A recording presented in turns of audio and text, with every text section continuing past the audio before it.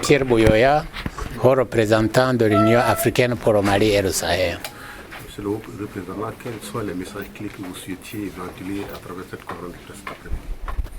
Alors, plusieurs messages.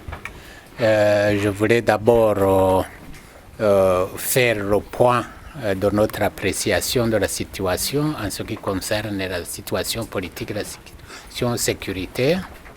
Je constate que sur le plan politique, il y a des progrès importants au Mali, en particulier après le dialogue national inclusif, que cet exercice a été extrêmement important parce qu'aujourd'hui déjà on voit que le climat politique est en train de changer avec l'organisation des élections dans un certain consensus. Par contre, sur le plan de la sécurité, j'ai indiqué que l'année 2019 a été une année extrêmement difficile.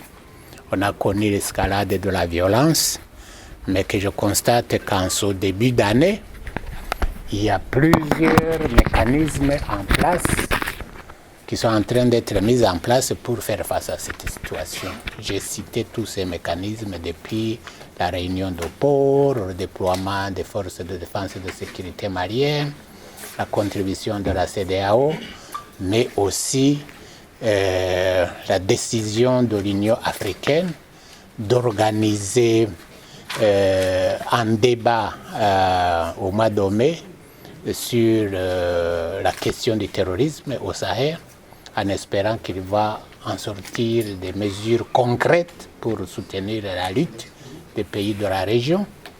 J'ai parlé aussi de l'initiative du chef de l'État d'engager le dialogue avec les responsables des groupes auteurs de l'insécurité. J'ai dit avec force que l'Union africaine soutient cette initiative, que cependant il appartient aux Maliens de la mener d'une façon souveraine. Voilà les messages essentiels que je voulais passer. Je n'oublie pas les récents événements en ce qui concerne le redéploiement de l'armée malienne reconstituée, que c'est une avancée importante, que nous félicitons le gouvernement pour cela et que nous espérons que ce processus va continuer pour arriver assez rapidement à la stabilisation de la région du Nord. Monsieur le haut représentant, quel est le plan d'action de la MISAEL pour l'année 2020 et quel appel avez-vous à lancer au Staman? Alors, en 2020, la MISAEL va continuer le plan d'action qui est en cours. On va essayer d'adapter ce plan d'action à l'évolution de la situation. Alors, jusqu'à présent, la MISAEL a soutenu avec force le processus de paix au Mali, en particulier sur le plan politique, parce que nous sommes une mission politique. Nous avons soutenu les réformes issues des accords d'Alger.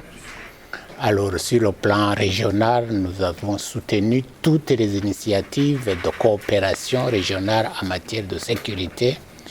Et j'ai dit que, compte tenu de l'évolution de la situation, de la menace qui se renforce et qui s'étend, l'Union africaine étudie sérieusement comment ajuster aussi sa contribution. C'est le sens de ce sommet spécial qui va avoir lieu en Afrique du Sud au mois de mai. Merci. Merci bien.